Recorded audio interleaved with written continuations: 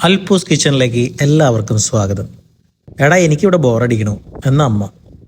അവർ അമേരിക്കയിൽ വന്നിട്ട് അധികം നാളായിട്ടില്ല, ഓൾറെഡി ബോറടി തുടങ്ങി. എന്നാ അമ്മ നമുക്കൊരു യൂട്യൂബ് ചാനൽ തുടങ്ങിയാലോ എന്ന് ചോദിക്കേണ്ട താമസം അമ്മ ഞാൻ റെഡി. അല്ലെങ്കിലും അമ്മ അങ്ങനെയാണ്, ഭയങ്കര ആത്മവിശ്വാസമാണ്. എന്ത് കാര്യത്തിനും ടപ്പേന്ന് ഇറങ്ങി പുറപ്പെടും. അമ്മ അസാധ്യ കുക്കാണ്. അമ്മയുടെ ആ ഭക്ഷണത്തിൻ്റെ രുചിയും കാര്യങ്ങളൊക്കെ ഇപ്പോഴും നമ്മുടെ നാവിൻമുമ്പത്തുണ്ട്. നമുക്ക് ഒരു മീനച്ചാർ ഉണ്ടാക്കിയാലോ? അമ്മയുടെ മീനച്ചാർ ഇറച്ചിച്ചാറിനൊക്കെ നല്ല സ്വാദാണ്. അമ്മ പറഞ്ഞു ഓക്കെ. നമ്മൾ ഈ ഫുഡ് ഉണ്ടാക്കാൻ പ്ലാൻ ചെയ്യുന്നത് നമ്മുടെ ബാക്ക് യാർഡിലാണ്. അപ്പോൾ നിങ്ങൾ നോക്കുമ്പോൾ കാണാം, നല്ല തളിർത്ത് വരുന്ന മരങ്ങളാണ്. ഇപ്പം മഴക്കാലത്തെ എല്ലാ മരങ്ങളുടെ ഇല, തണുപ്പ് കാലത്തെ എല്ലാ മരങ്ങളുടെ ഇലയൊക്കെ പോയിട്ട് ഇപ്പോൾ സ്പ്രിങ് ആയപ്പോൾ തന്നെ എല്ലാം വീണ്ടും പച്ച പിടിക്കുന്നതാണ്. പിന്നെ നമ്മൾ ബ്രാൻഡ് ന്യൂ ഹൗസ് ആയതുകൊണ്ട് നമുക്കധികം മരങ്ങളുമില്ല. ഒരു 4-5 വർഷം കഴിയുമ്പോഴത്തേനും ഈ മരങ്ങളൊക്കെ വലുതായി നല്ല പച്ചപ്പാവും എന്ന് നമ്മൾ പ്രതീക്ഷിക്കുന്നു. പിന്നെ ചെറിയ ബാക്ക് യാർഡാണ്. അപ്പോൾ ആ കൺസെപ്റ്റിലാണ് നമ്മളിത് ഡിസൈൻ ചെയ്തിരിക്കുന്നത്. ഞാൻ മക്കളോട് പറഞ്ഞ് നമ്മുടെ ഈ വാളുകളിലൊക്കെ പടങ്ങൾ വരപ്പിക്കുകയാണ് അവരെയും കൊണ്ട്. കുറേ നാൾ കഴിഞ്ഞവരൊക്കെ നമ്മുടെ ഇന്ന് പോയി കഴിയുമ്പോൾ നമുക്ക് അവരെ കുറിച്ച് ഓർക്കാനും ഇതൊക്കെ കണ്ട് ആസ്വദിക്കാനും പറ്റുമല്ലോ എന്നുള്ള തോന്നലാണ്. അപ്പം നമുക്ക് നമ്മുടെ കുക്കിങ്ങിലേക്ക് വരാം.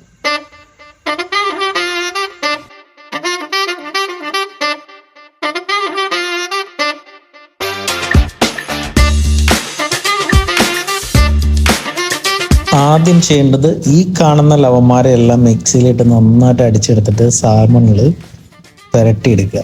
എന്നിട്ട് നേരെ ആവശ്യത്തിന് ഉപ്പിടുക. എന്നിട്ട് നേരെ ഫ്രിഡ്ജ് കയറ്റി ഒരു 4 മണിക്കൂറത്തേക്ക് അടച്ചു വയ്ക്കുക. ആ സമയത്ത് ഈ കാണുന്ന ലവന്മാരെല്ലാം ശരിയാക്കി എടുക്കുക. ഈ കാണുന്ന ക്വസ്റ്റ്യൻ മാർക്ക് എന്താണെന്നുള്ളത് നിങ്ങൾക്ക് വഴിയെ അവസാനം പറയും. ഇതൊരു സീക്രട്ടാണ്. ആവശ്യത്തിന് ഓയിൽ ഒഴിക്കുക. സാൽമണുകൾ പതുക്കെ പതുക്കെ നിരത്തിയിടുക. എന്നിട്ട് വറുത്തെടുക്കുക. വറുത്തെടുത്ത് മാറ്റിവെച്ച സാൽമണിലിൻ്റെ അവശേഷിക്കുന്ന ഓയിൽ നമ്മൾ കുറച്ച് ഈ പാനിലേക്ക് ഒഴിച്ചിട്ട് അതിനകത്തേക്ക് കുറച്ച് കടുകിട്ട് വറക്കുകയാണ്. അത് നന്നായിട്ട് പൊട്ടി വറുത്ത് കഴിയുമ്പോൾ നമ്മൾ അതിനകത്തേക്ക് കുറച്ച് വറ്റൽ മുളകിടുന്നു. അതിനുശേഷം ജിഞ്ചർ, ഗാർലിക്, ചില്ലി, പിന്നെ നമ്മുടെ കറിവേപ്പില, ഇതെല്ലാം ഇട്ട് ആവശ്യത്തിന് ഓയിൽ ഒഴിച്ച് നമ്മൾ ഒന്നും കൂടി മൂപ്പിക്കുന്നു. അവിടെ കിടന്ന് ഇങ്ങനെ മൂക്കുമ്പോൾ നമ്മൾ അതിനകത്തേക്ക് ചില്ലി പൗഡർ, കൊറിയാണ്ടർ പൗഡർ, പിന്നെ നമ്മുടെ സീക്രട്ട് ഇൻഗ്രീഡിയൻറ്റും കൂടി ആഡ് ചെയ്യുന്നു. ആ സീക്രട്ട് ഇൻഗ്രീഡിയൻറ്റിന് ഒരു പ്രത്യേകത ഉള്ളത്, ഇത് നമ്മുടെ അച്ചാർ വളരെ കാലത്തേക്ക് കേടുകൂടാണ്ടിരിക്കാൻ ഹെൽപ്പ് ചെയ്യുന്ന ഒരു സാധനമാണ്. അതെന്താണെന്നുള്ളത് നിങ്ങൾ വീഡിയോയുടെ അവസാനമായിരിക്കും കേൾക്കാൻ പോകുന്നത്. ഒന്ന് മൂപ്പിച്ചെടുത്ത് കഴിഞ്ഞ് കഴിയുമ്പോൾ അതിനകത്തേക്ക് ചൊറുക്ക, വിനെഗർ ആവശ്യത്തിന് ഒഴിക്കുക. പിന്നെ ആവശ്യത്തിന് ഉപ്പുണ്ടോ എന്ന് നോക്കിയിട്ട് ഉപ്പ് ആഡ് ചെയ്യുക.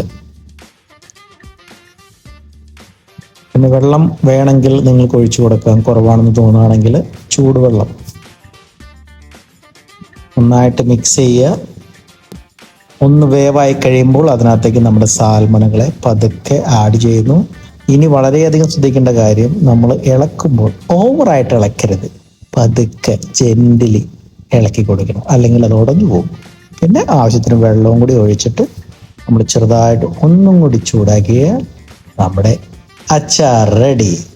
മീനോ ഇറച്ചിയോ എന്തും നിങ്ങൾക്ക് ഈ കോമ്പിനേഷനിൽ ഉണ്ടാക്കാം. പിന്നെ ഒരു കാര്യം, ഇത് അമ്മച്ചിയുടെ ആദ്യത്തെ യൂട്യൂബ് ചാനലാണ്. ഇത് 100 സബ്സ്ക്രൈബേഴ്സെങ്കിലും അടിച്ചാലേ ഞങ്ങൾ അടുത്ത വീഡിയോ ആയിട്ട് വരുള്ളൂ.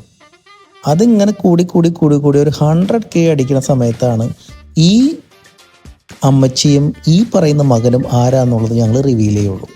അതുവരെ വണക്കം.